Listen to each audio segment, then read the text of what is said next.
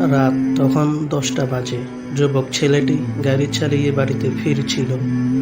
গাড়ির সিটে বসে বসে সে দোয়া করছিল, হে আল্লাহ, তুমি যদি এখনো মানুষের সাথে কথা বলো তাহলে আমার সাথেও কথা বলো। আমি কথা শুনবো তোমার। আমার সবটুকু সামর্থ্য দিয়ে আমি তোমার ইবাদত করব। সে যখন তার শহরের মূল রাস্তার দিকে গাড়ি চালিয়ে যাচ্ছিল তখন তার মনে অদ্ভুত এক চিন্তা খেলে গেল। হুট করে তার ইচ্ছা করল গাড়ি থামিয়ে এক গ্যালান দুধ কিনব। কিন্তু এই অদ্ভুত চিন্তা এলো কোথা থেকে? আকাশের দিকে তাকিয়ে সে চিৎকার করে বলল, ওহ আল্লাহ, এটা কি তোমার নির্দেশ ছিল? কিন্তু তার প্রশ্নের কোনো জবাব এলো না। চারপাশ একদম চুপচাপ, শুনশান। জবাব না আসুক, ধরে নিতে সমস্যা কি? এটা আল্লাহর নির্দেশ। সে মনে মনে বলল, হে আমার রব, এই নির্দেশ যদি তোমার পক্ষ থেকেই হয়ে থাকে আমি এই দুধ কিনবই কিনব। সে আরো ভাবল, আর দুধ কেনা তো তেমন কঠিন কিছু না, টাকাও চলে যাচ্ছে না, আবার প্রয়োজন পড়লে এই দুধ ব্যবহারও করা যাবে। না, কিনেই ফেলি। এবার সে গাড়ি থামিয়ে গ্যালান খানিক দুধ কিনল এবং পুনরায় বাড়ির দিকে সে যাত্রা শুরু করল। গাড়ি যখন 7 নম্বর রাস্তার পাশ দিয়ে যাচ্ছে হঠাৎ করে তার মনে হলো গাড়িটা 7 নম্বর রাস্তায় দিয়ে নিতে হবে। ভাবনাটা মাথায় আসা মাত্রই সে প্রচণ্ড বিরক্ত হলো। বিড়বিড় করে বলতে লাগলো, কি হচ্ছে এটা? পাগল হয়ে যাচ্ছি নাকি? কি সব উদ্ভট চিন্তা ভাবনা আসছে? কি হচ্ছে আমার সাথে?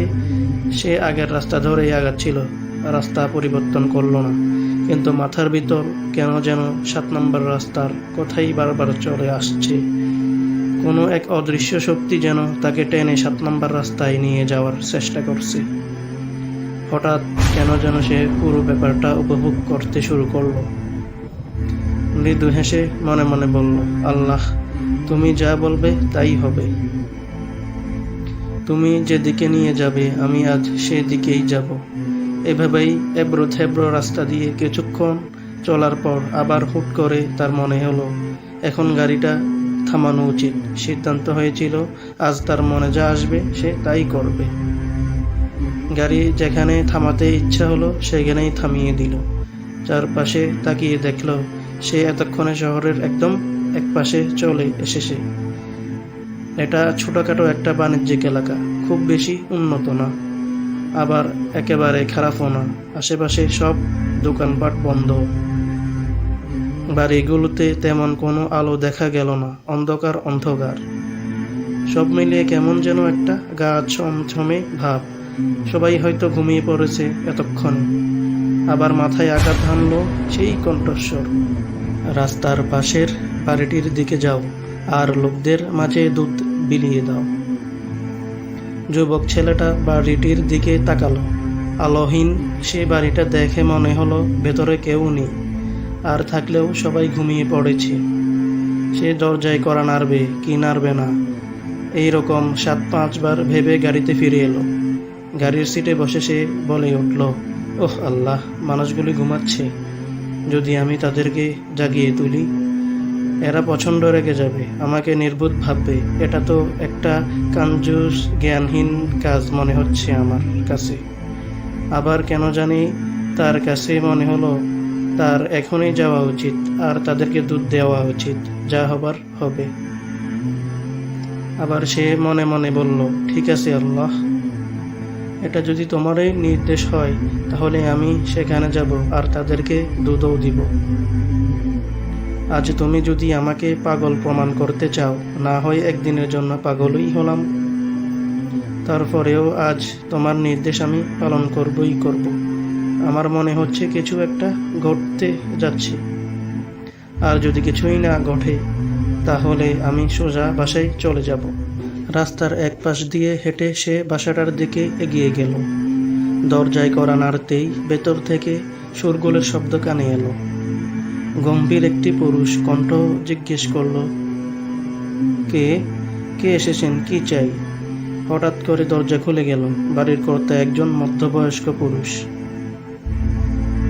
চেহারায় বিষণ্ণতার ছাপ। দেখেই বোঝা যাচ্ছে ভদ্রলোক ভীষণ রকম দুশ্চিন্তায় আছেন। এরই মাঝে অচেনা আগন্তুকের মতো উটকো ঝামেলা দেখে তিনি ব্যাপক হতাশ। মনে হচ্ছে অদ্ভুত এই আগন্তুক তার দুঃখবোধের মাত্রাটা যেন আরও কয়েক গুণ বাড়িয়ে দিল। ভদ্রলোক বেশ নিরাশ গলায় বললেন, কে আপনি? হঠাৎ যুবকের হাতে থাকা দুধের প্যাকেটটির দিকে ভদ্রলোকের নজর গেল। তিনি জিজ্ঞেস করলেন, এটা কি আপনার হাতে? যুবক ছেলেটা বেশ আমতা আমতা করে বলল, ইয়ে মানে কিছু দুধ। ছেলেটা কথা শেষ করতেই পারল না। লোকটা দুধের প্যাকেটটা এক প্রকার ছিনিয়ে নিয়ে দৌড় দিয়ে ঘরের ভেতরে চলে গেল। একজন মহিলাকে দেখা গেল। ভদ্রলোক দুধের প্যাকেট মহিলার হাতে দিতেই মহিলা সেটা নিয়ে রান্নাঘরের দিকে ছুটে গেল। সব কিছু এত দ্রুতই হচ্ছিল যে ছেলেটা কিছুই বুঝে উঠতে পারল না। হঠাৎ সে খেয়াল করলো ঘরের কোণার অংশটায় একটা মাদুর পাতা আছে। সেই মাদুরে একটি ফুটফুটে বাচ্চা হাত পা ছুড়ে কান্না করছে। ভদ্রলোক দৌড়ে গিয়ে সেই বাচ্চাটাকে কোলে তুলে নিয়ে যুবক ছেলেটার কাছে আসলো। বাচ্চাটার কান্নার সাথে সাথে মধ্যবয়স্ক লোকটাও কাঁদছিল, তবে সে কান্না আনন্দের। লোকটি কাঁদো কাঁদো গলায় বলল, আমরা মাত্রই দোয়া করছিলাম। ছেলেটি বলল, দোয়া কি জন্য? লোকটা শার্টের হাতায় চোখ মুছতে মুছতে বলল, আমাদের এই মাসে অনেক বড় বড় বিল দিতে হয়েছে। হাতে যা অবশিষ্ট টাকা ছিল তাও শেষ হয়ে গেছে। আমাদের সন্তানের খাবারের কোনো দুধ নেই বাড়িতে। ধার দেনায় এত পরিমাণ ডুবে আছি যে কারো কাছে কোনো সাহায্যও পাচ্ছি না। আমার মাসুম বাচ্চাটা দুধের জন্য কান্না করতে করতে প্রাণ উষ্টাগত। ওর কান্না আর সহ্য করতে পারছিলাম না আমরা। আমি মাত্রই আল্লাহর কাছে দোয়া করছিলাম তিনি যেন আমাকে একটা উপায় বাতলিয়ে দেন, যেন আমরা দুধের ব্যবস্থা করতে পারি। এবার লোকটার স্ত্রী কথা বলে উঠল, বলল, আমি আল্লাহর কাছে চেয়েছিলাম তিনি যেন কোনো ফেরেশতাকে পাঠিয়ে দেন দুধসহ। ভাই, আপনি কি ফেরেশতা? ঘটনার আকস্মিকতায় যুবকটি স্তম্ভিত হয়ে গেল। তার মুখ দিয়ে যেন কোনো কথাই বের হচ্ছে না। কি থেকে কিভাবে কি হয়ে গেল ভাবতেই সে যেন শিউরে উঠছে। এভাবেই আল্লাহ বান্দার ফরিয়াদ শুনেন। এতটা কাছে তিনি, এতটা। মানিব্যাগে যা টাকা ছিল সবটাই লোকটি হাতে দিয়ে বলল, আশা করি আপনার ধার দেনার কিছুটা হলেও এতে সুদ হবে। লোকটা কৃতজ্ঞ নয়নে তার দিকে তাকিয়ে থাকলো।